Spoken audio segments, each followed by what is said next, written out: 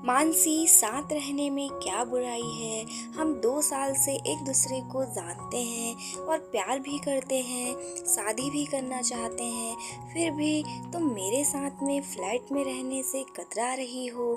तुम्हें क्या विश्वास नहीं है मुझ पर? तुम जानती हो ना, आज तक मैंने कभी तुम्हें छुआ तक नहीं।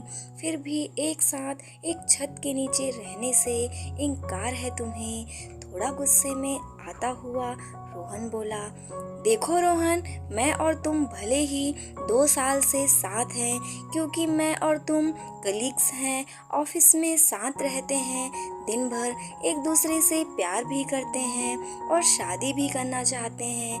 लेकिन मैं लिव इन रिलेशनशिप जैसे रिलेशन में रहना नहीं चाहती हूँ। और रही बात विश्वास की, तो पेट्रोल और माचिस साथ में होंगे तो आग लगने में देर नहीं लगती। और मैं ऐसा कुछ नहीं करना चाहती हूँ कि मैं अपनी ही नज़रों में गिर जाऊँ। मानसी ने साफ साफ शब्दों में रोहन से एक साथ एक फ्लैट में रहने से इनकार कर दिया। मानसी, तुम्हें मुझसे कोई प्यार व्यार नहीं है, कभी हाथ तक नहीं लगाने दिया तुमने। और वैसे भी मैंने ऐसी कोई कोशिश ही नहीं की, क्योंकि मुझे अपनी सीमा और रेखा का पता है। मैं अपनी मर्यादा में रहना जानता हूँ मानसी, लेकिन तुम्हारी बातों से ऐसा लगता है मुझे कि तुम मुझ पर जरा भी विश्वास नहीं करती हो। तुम क्या सोचती हो, अगर हम एक साथ रहेंगे तो क्या हम साथ में रहने से ऐसा ज़रूरी तो नहीं कि हम दोनों के बीच शारीरिक संबंध भी बन जाएंगे।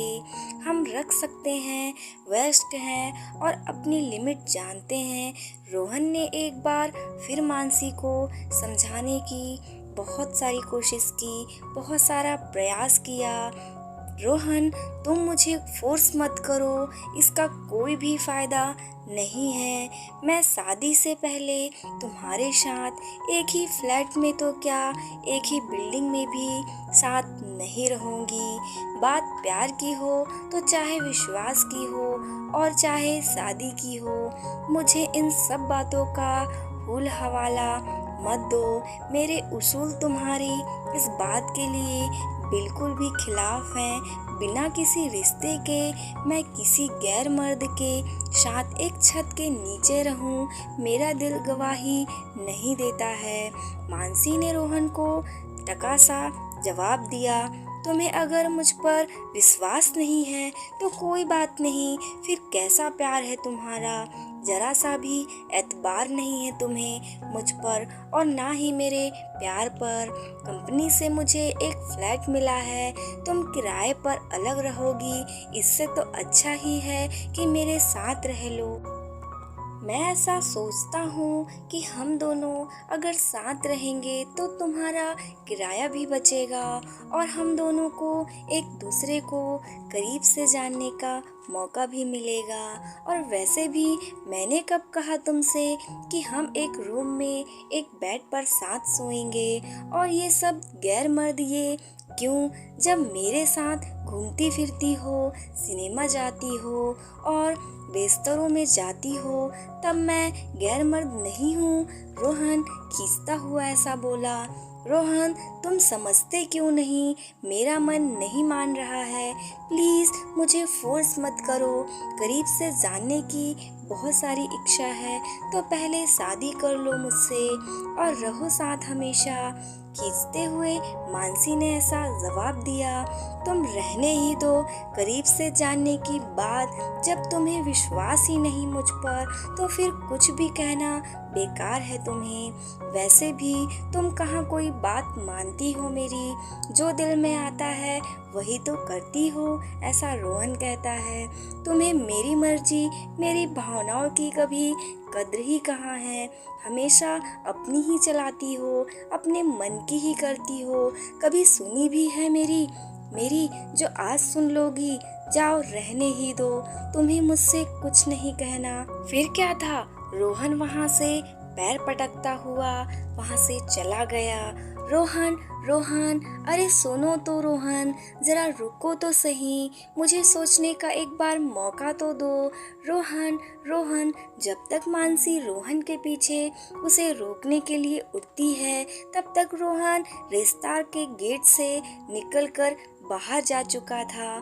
मानसी रेस्तरों के सोफे पर बैठी उसे दूर जाते हुए बस देखती ही रही।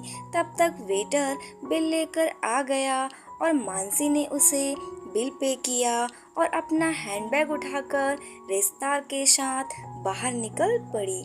बाहर जाकर देखा तो रोहन की कार भी वहां नहीं खड़ी थी। शायद वो गुस्से में मानसी को अकेली छोड़ के वापस चला गया था। मानसी को अब बुरा लग रहा था कि उसने रोहन के प्रस्ताव को अस्वीकार कर दिया है। सही ही तो कह रहा था वो, साथ में एक फ्लैट में रहेंगे तो किराया भी बचेगा ही, और अगर हम अपने ऊपर नियंत्रण रखेंगे तो कोई गलत बात होने के कोई चांस ही नहीं होंगे। बेकार ही उसे मैंने तो नाराज कर दिया, बाद में मिलकर हाँ कर दूंगी, ऐसा मानसी सोचती है। मानसी वही रेस्तरां के बाहर खड़ी होकर कैब बुक करने लगी कि तभी सामने एक कार आकर रुकती है और कार का शीशा नीचे होते ही कार के अंदर उसे अपनी कंपनी के बॉस मिस्टर रोहित अग्रवाल दिखते हैं, जो मानसी को अकेली सड़क पर खड़ी देख इसके पास आकर गाड़ी रोक देते हैं।